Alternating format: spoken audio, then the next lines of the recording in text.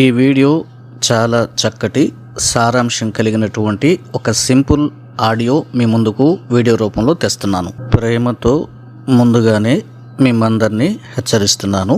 తప్పనిసరిగా ప్రతి ఒక్కరూ కామెంట్ రాసి తీరండి. ప్రతి ఒక్కరూ తప్పకుండా ఈ వీడియోని లైక్ చేయండి. అలాగే మీరు క్రైస్తవులైతే ఖచ్చితంగా ఒక్కొక్కరు కనీసం ముగ్గురికైనా ఖచ్చితంగా షేర్ చేయండి.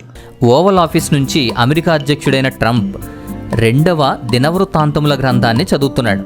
ఎందుకు అంటారా? అమెరికా రీడ్స్ ది బైబిల్ అనేటువంటి ఒక ప్రోగ్రాం గురించి. ఏప్రిల్ 21, 2026 అమెరికా చరిత్రలోనే చాలా విశిష్టమైన రోజు. ఇక్కడ ఒక ప్రోగ్రాం కండక్ట్ చేశారు. అమెరికా రీడ్స్ ది బైబిల్ అనే ఒక ప్రోగ్రాం జరుగుతుంది అమెరికాలో. ఎందుకు అంటే అమెరికా స్వాతంత్రం వచ్చి 250 సంవత్సరాలు అయింది. ఆ 250వ సెలబ్రేషన్ని జరుపుకోవడానికి, వార్షికోత్సవాన్ని జరుపుకోవడానికి సెమీ సెప్టెంటినియల్ అనేటువంటి ఒక ప్రోగ్రాంని పురస్కరించుకుని అమెరికా రీడ్స్ ది బైబిల్ అనే ప్రోగ్రాం చేస్తున్నారు. ప్రపంచ క్రైస్తవ సమాజం గర్వపడేలాగా డొనాల్డ్ ట్రంప్ గారు బైబిల్ని పఠించే కార్యక్రమంలో పాల్గొనడం అన్నది ఇప్పుడు సంచలనంగా సోషల్ మీడియాలో మారిన ఒక వార్తా కథనంగా మనం చూస్తున్నాం. ఈ సంగతి మీలో ఎంతమందికి ముందే తెలుసు? కామెంట్లో చెప్పండి. డొనాల్డ్ ట్రంప్ గారు బైబిల్ పఠన కార్యక్రమంలో పాల్గొనడమే కాదు, బైబిల్ని ఆయన పఠించి దేశం ఈ వాక్యాన్ని అనుసరించాలి, ఈ వచనాన్ని అనుసరించాలి అని ప్రబోధించడం కూడా జరిగిందిట. సరే, కొందరు గిట్టని వాళ్ళైతే ఇది ఒక పాలిటిక్స్ అండి, రాజకీయ ఎత్తుగడగా దీన్ని మేము భావిస్తున్నాం, భక్తి పారవస్యంతో భక్తి శ్రద్ధలతో ఆయన చేసింది కాదు అన్నట్లుగా కొట్టిపారేస్తే, ఆయన్ని అభిమానించేవారు, సత్యాన్ని ప్రేమించేవారైతే ఇది మంచి శుభపరిణామం, దేశానికి అత్యవసరమైనటువంటి ఒక కార్యక్రమం, బైబిల్ని పఠించాలి, బాగా ప్రజలు ప్రార్థన చేయాలి, మంచివారిగా జీవించాలి, పాపాన్ని విడిచిపెట్టాలి, సృష్టికర్తను నిత్యము స్మరణకు తెచ్చుకోవాలి అన్న ముఖ్య ఉద్దేశంతో ఈ క్యాంపెయిన్ జరిగిందట అమెరికా దేశంలో, వాషింగ్టన్లో. ఈ కార్యక్రమంలో డొనాల్డ్ ట్రంప్ గారు వాక్యాన్ని చక్కగా చదివారండి.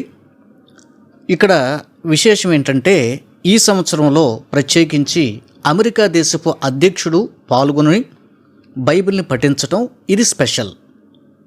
దేశంలో అప్పుడప్పుడు ఈ కార్యక్రమాలు జరుగుతాయి, కానీ మొట్టమొదటిసారిగా దేశ అధ్యక్షుడు కూడా బైబిల్ పఠన కార్యక్రమంలో పాల్గొనటం ఇదే ప్రథమం అని చెప్తున్నారు. ఆపకుండా, ఒక్క నిమిషం కూడా వేస్ట్ కాకుండా 24 గంటలు బైబిల్ పఠనం జరిగింది. ఏప్రిల్ నెల బహుశా 21, 22 తేదీల మధ్య. డొనాల్డ్ ట్రంప్ గారు ఈ కార్యక్రమంలో పాల్గొన్న డేట్ మీకు చెప్పాను. సుమారుగా వారం రోజులు ఈ కార్యక్రమాన్ని ఇలాగా జరిగిస్తారట అమెరికా దేశంలో అప్పుడప్పుడు. థ్యాంక్ యూ జీసస్, ఖచ్చితంగా థ్యాంక్ యూ జీసస్ అంటూ కామెంట్ రాయండి. అమెరికా దేశం క్రైస్తవ దేశం అంటూ చాటి చెప్పిన డొనాల్డ్ ట్రంప్ గారికి క్రిస్టియన్ రైట్స్ ఆర్గనైజేషన్ నుండి నేను థ్యాంక్స్ చెప్పుకుంటున్నాను. ఈ కార్యక్రమాన్ని కొందరు రాజకీయ విశ్లేషకులు ఇది రాజకీయ ఎత్తుగడ అంటూ కొట్టేసిన, లేదు ఇది క్రీస్తు పరిశుద్ధాత్మ ప్రజలను ప్రేరేపించింది, అమెరికా అధ్యక్షుని కూడా పరిశుద్ధాత్మ ప్రేరేపించింది, కనుకనే డొనాల్డ్ ట్రంప్ గారు కూడా బైబిల్ పఠన కార్యక్రమంలో పాల్గొని దేశం కొరకు విజ్ఞాపన చేశాడు, ప్రార్థన చేశాడు. ఇది చాలా ప్రపంచానికి ఆనందదాయకమైన విషయం. ఇప్పుడు మనం విషయాల్లోకి వస్తే, అమెరికా దేశంలో గత 1-2 రోజుల క్రితం ఒక చక్కటి క్యాంపెయిన్ జరిగింది. మ్యూజియం ఆఫ్ ద బైబిల్, తెలుగులో దీని అర్థం మీకు తెలిసిందే, బైబిల్ ప్రదర్శనశాల. ఇది ఎక్కడుందండి? వాషింగ్టన్ డీసీలో ఉన్న ఒక ప్రసిద్ధి చెందినటువంటి మ్యూజియం. ఈ మ్యూజియంలో 4000 సంవత్సరాల పురాతనమైన బైబిల్ సంబంధిత వస్తువులు, చారిత్రాత్మక సాక్ష్యాలు మరియు కళాఖండాలు ఈ మ్యూజియంలో ప్రదర్శించబడతాయండి. చెప్పాను కదా, ఇది వాషింగ్టన్లో, అమెరికా దేశంలో డీసీలో ఉన్న ప్రసిద్ధి చెందిన మ్యూజియం అన్నది మైండ్లో ఉంచుకోండి. ఈ మ్యూజియం యొక్క ముఖ్య ఉద్దేశం ఏంటంటే ప్రపంచ ప్రజలకు బైబిల్ యొక్క మూలాలు మరియు దాని చారిత్రాత్మక ప్రాముఖ్యతను వివరించటం అన్న లక్ష్యంతో ఈ మ్యూజియం పనిచేస్తుంది. దీని ప్రత్యేకత ఏంటంటే ఇది గ్రీన్ కుటుంబం చేత స్థాపించబడిన లాభాపేక్ష లేని క్రిస్టియన్ సంస్థ. గ్రీన్ ఫ్యామిలీ అని పిలుస్తారండి. ఈ ఫ్యామిలీ ఎలాంటి లాభాన్ని ఆశించకుండా ఈ మ్యూజియంను నడిపిస్తున్నారు అన్న సంగతి మనం గుర్తుంచుకోవాలి. బైబిల్ పఠనం చేయటం అన్నటువంటి కార్యక్రమాలు జరుగుతూ ఉంటాయి. ఈ యొక్క మ్యూజియం నుండి, ఈ యొక్క ప్రదర్శనశాల నుండి ఆ కార్యక్రమాలు అప్పుడప్పుడు చేపడుతూ ఉంటారు. ఇది సహజంగా అమెరికాలో అప్పుడప్పుడు జరుగుతుంది.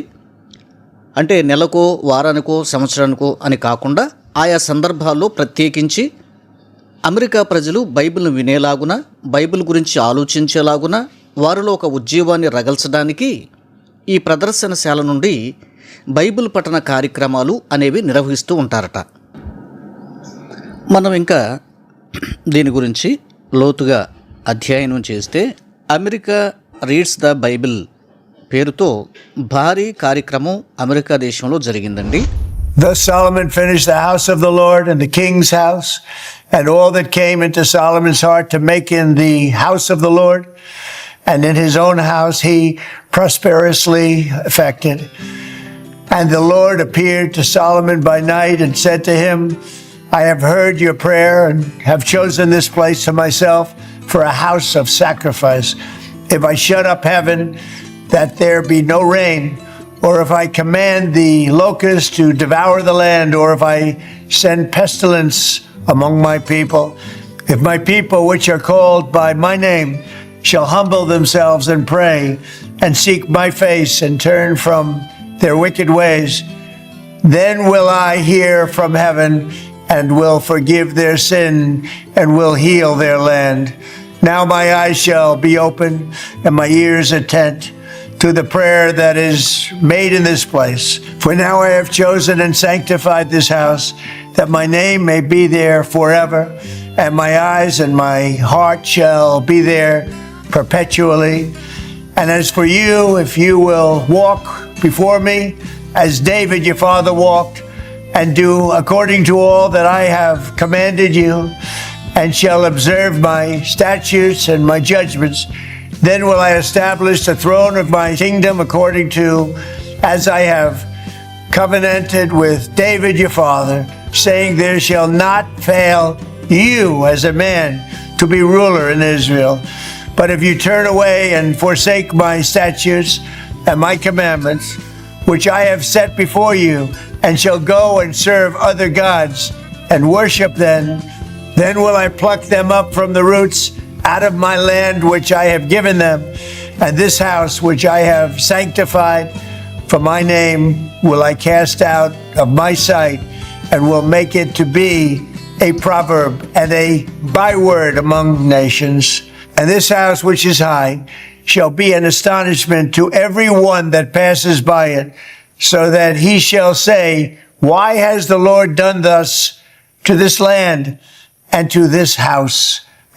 మ్యూజియం ఆఫ్ ది బైబిల్లో జరిగిన ఈ ఈవెంట్లో బైబిల్ను 24 గంటలు నిరంతరం చదివారట. ఇది దీని స్పెషల్. మళ్ళా వినండి. ఈ యొక్క బైబిల్ ప్రదర్శనశాలలో 24 గంటలు బైబిల్ ఆపకుండా, ఒక్క నిమిషం కూడా మిస్ అవ్వకుండా, షిఫ్టుల వారీగా 24 గంటలు బైబిల్ చదవటం జరిగింది. ఇంకా విశేషం ఏంటంటే డొనాల్డ్ ట్రంప్ కూడా ఈ యొక్క కార్యక్రమంలో పాల్గొనడం జరిగింది. డొనాల్డ్ ట్రంప్ గారు కూడా ఒక వాక్య భాగాన్ని ఎత్తి చదవటం జరిగింది. ఆ వాక్య భాగాన్ని ఇప్పుడు మనం బైబిల్ నుంచి చూద్దాం. ఏంటండి? దినవృత్తాంతాల 2వ గ్రంథం నుంచి 7వ అధ్యాయం 14వ వచనాన్ని ఆయన ప్రత్యేకంగా ఈ భాగాన్ని చదివారట. ఇదేంటో బైబిల్ నుండి ఒకసారి చూద్దాం. దినవృత్తాంతాల 2వ గ్రంథం 7వ అధ్యాయం 14వ వచనం చదువుతున్నాను. నా పేరు పెట్టబడిన నా జనులు తమ్మును తాము తగ్గించుకొని ప్రార్థన చేసి నన్ను వెదికి తమ చెడు మార్గములను విడిచిన ఎడల ఆకాశము నుండి నేను వారి ప్రార్థన విని వారి పాపమును క్షమించి వారి దేశమును స్వస్థపరచుదును. ఈ మాటలు విన్నారు కదండి. చాలా చక్కటి దేశానికి అద్భుతమైన కావలసిన మాటల వాక్య పఠనాన్ని ఆయన చేయటం జరిగిందండి. ఇది వాస్తవం అండి. మరి ఏ దేశమైనా, ఈవెన్ భారతదేశమైనా తమ చెడు మార్గమును విడిచిపెట్టి మారు మనసు పొంది దేవుని వైపు తిరిగి ప్రభు కావాలని కోరుకుంటే, సృష్టికర్త ఎవరో ఎరిగి ప్రార్థన చేసుకుంటే దేవుడు వారిని స్వస్థపరుస్తాడు, ఆ దేశాన్ని బాగు చేస్తాడు, ఆ దేశాన్ని భూమి మీద గొప్ప దేశంగా దేవుడు ఆశీర్వదిస్తాడు అన్న భావన ప్రతి దేశానికి వర్తిస్తుంది.